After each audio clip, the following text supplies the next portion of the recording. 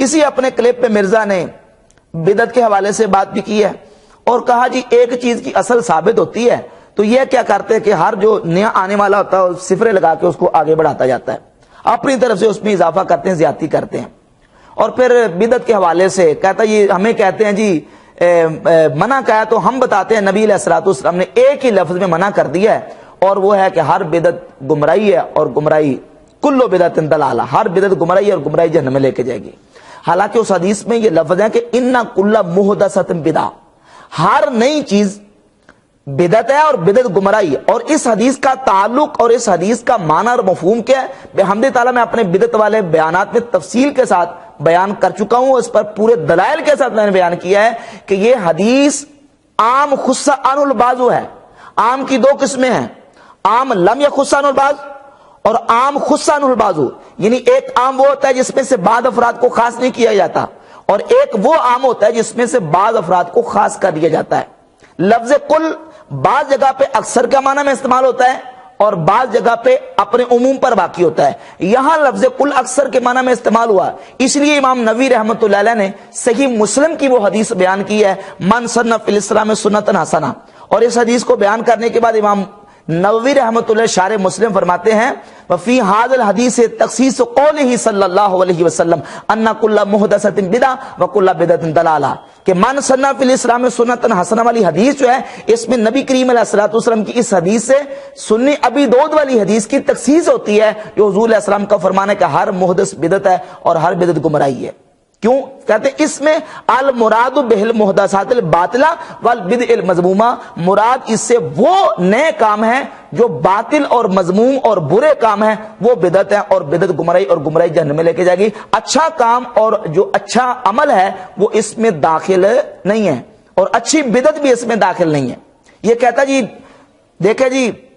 حدیث میں تو یہ ہے کہ اچھا طریقہ، اچھی بدعت تو کہیں بھی نہیں ہے، حالانکہ 2010 نمبر حدیث اٹھا کے دیکھ لیں صحیح بخاری کی، حضرت عبداللہ سیدنا فاروق اعظم رضی اللہ تعالیٰ فرماتے ہیں نعم البدعۃ ھذہ، نعم البدعۃ ھذہ۔ حضرت عمر نے یہ نہیں کہا کہ نعم السنۃ ھذہ یا نعم الطریقۃ ھذہ، فرمایا نعم البدعۃ ھذہ، یہ اچھی بدعت ہے۔ اور اسی طریقے سے سیدنا عبداللہ ابن عمر رضی اللہ تعالیٰ کے حوالے سے مصنف ابن ابی شیبہ میں امام ابن ابی شیبہ روایت لے کے آئے ہیں، مصنف ابن ابی شیبہ میں امام ابن حجر اسقلانی اس حدیث کو صحیح کہا ہے فتح الباری جلد 3 صفحہ نمبر 68 پر۔ وہ حدیث کون سی ہے؟ عبداللہ بن عمر فرماتے ہیں رضی اللہ تعالیٰ عنہ کہ نماز چاشت یہ بدعت ہے ونعمت البدعۃ، لیکن اچھی بدعت ہے۔ یہاں کیا کہا؟ نعمت البدعۃ، اچھی بدعت، نعمت السنہ تو نہیں کہا، نعمت الطریقہ نہیں کہا۔ اسی طریقے سے حضرت عبداللہ بن عمر رضی اللہ عنہ فرماتے ہیں مصنف ابن شعبہ جلد نمبر 2 صفحہ نمبر 48 ہے الاذان الاول یوم الجمعۃ بدعۃ، وہ اذان جو حضرت عثمان غنی نے شروع کروائی ہے وہ پہلی جمعے کی اذان یہ بدعت ہے۔ تو اب لا محالہ یہ بدعت سیئہ نہیں ہے، بری بدعت نہیں ہے بلکہ اچھی بدعت ہے۔ تو لہذا صحابہ کرام رضی اللہ تعالی عنہم نے خود جو ہے وہ بدعت کے لیے نیما کا اور اچھی ہونے کا لفظ استعمال کیا ہے۔ اچھا پھر صحیح مسلم کی جو حدیث ہے اس حوالے سے مرزا نے بار بار یہ کہا ہے، دیکھیں وہ اس کا پس منظر نہیں دیکھتے اور اس کو جو نا وہ حدیث پوری نہیں دیکھتے۔ نبی پاک صلی اللہ علیہ وسلم کی بارگاہ اقدس میں صحابی آئے تھے تو انہوں نے صدقہ کیا تھا، تو اس موقع پر اللہ کے رسول علیہ الصلوۃ والسلام نے فرمایا تھا کہ جس نے اچھا کام اچھا طریقہ جو ہے وہ جاری کیا تو اس کو اس کا ثواب ملے گا۔ حالانکہ حدیث کا آپ سیاق کلام بھی دیکھیں اور حدیث کے الفاظ بھی دیکھیں، یہ تو بات موجود ہے کہ صحابی نے ایک اچھا طریقہ کیا تھا، تو حضور نے فرما دیا من سنہ فی الاسلام سنتن حسنتن، تو وہاں کون سا صحابی تھا جس نے کوئی برا طریقہ ایجاد کیا تھا؟ اور اس موقع پر حضور نے فرمایا تھا کہ من سنہ فی الاسلام سنتن سیئۃ، وہاں تو اس حدیث میں یہ بھی لفظ موجود ہے نا من سنہ فی الاسلام سنتن سیئۃ، جس نے اسلام میں کوئی برا طریقہ ایجاد کیا، تو وہاں تو کسی نے برا طریقہ ایجاد نہیں کیا تھا۔ تو پتہ چلا کہ نبی کریم علیہ الصلوۃ والسلام کا یہ فرمان مطلق ہے، عمومی ہے، اور ایک ضابطہ اور قاعدہ رسول پاک علیہ الصلوۃ والسلام نے بیان فرما دیا کہ من سنہ فی الاسلام سنتن حسنتن،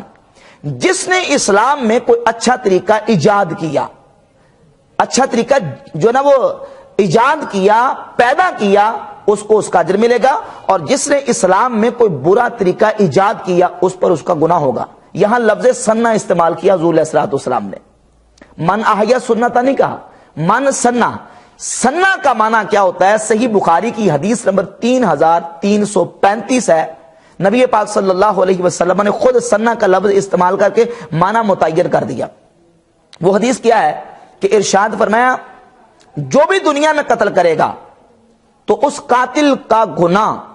آدم علیہ السلام کے اس بیٹے قابیل کے نامہ اعمال میں ڈالا جائے گا، اول من سن القتل، جس نے قتل کا طریقہ ایجاد کیا تھا۔ اب یہاں یہ تو نہیں ہے کہ کوئی قتل کا طریقہ پہلے سے موجود تھا اور آدم علیہ السلام کے بیٹے نے وہ قتل کا طریقہ ایجاد کیا، نہیں، بلکہ اپنی طرف سے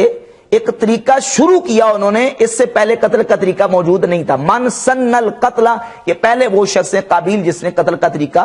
ایجاد کیا ہے، پیدا کیا ہے۔ اسی طریقے سے سنن ابی داؤد میں حدیث نمبر 506 ہے،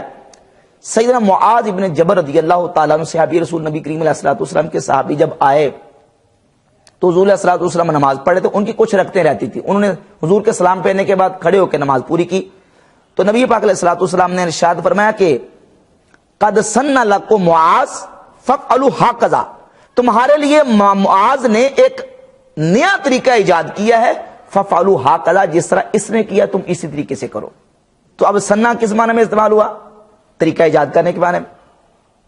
اسی طریقے سے صحیح بخاری میں حدیث موجود ہے 3045 نمبر، حضرت خبیب رضی اللہ تعالیٰ کے حوالے سے کہ حضرت خبیب رضی اللہ تعالیٰ وہ صحابی ہیں جن کو جب کفار سولی دینے لگے، پھانسی دینے لگے، تو آپ نے فرمایا مجھے 2 رکعت نماز پڑھنے لینے دو۔ سن الرکعتین لکل امرئ مسلم قتل صبرا، یہ وہ پہلے شخص ہیں جنہوں نے اس مسلمان کے لیے جو صبرن قتل کیا جائے اس کے لیے 2 رکعت پڑھنے کا طریقہ ایجاد کیا۔ تو یہاں سنہ کس معنی میں استعمال ہوا؟ ایجاد کے معنی میں اور پیدا کرنے کے معنی میں۔ تو من سن فی الاسلام سنتا حسنۃ، جس نے کوئی اسلام میں اچھا طریقہ ایجاد کیا فلہ اجرھا، اس کو اس کا اجر ملے گا، اور من سن فی الاسلام سنتا سیئۃ، اور جس نے اسلام میں کوئی برا طریقہ ایجاد کیا کان علیہ وزرھا، اس پر اس کا کیا ہوگا؟ گناہ ہوگا۔ تو یہاں یہ حدیث جو ہے اس عام حدیث کو خاص کرتی ہے اور یہ تخصیص کرتی ہے یہ حدیث کہ ہر بدعت، وہ بدعت جو بری ہو، باطل ہو، وہ گمراہی ہے اور گمراہی جہنم میں لے کے جائے گی۔ قرآن مجید میں اور حدیث طیبات میں اس کی 20 مثالیں پیش کی جا سکتی ہیں کہ اکثر کبھی کل کے معنی میں اور کل کبھی اکثر کے معنی میں استعمال ہوتا ہے۔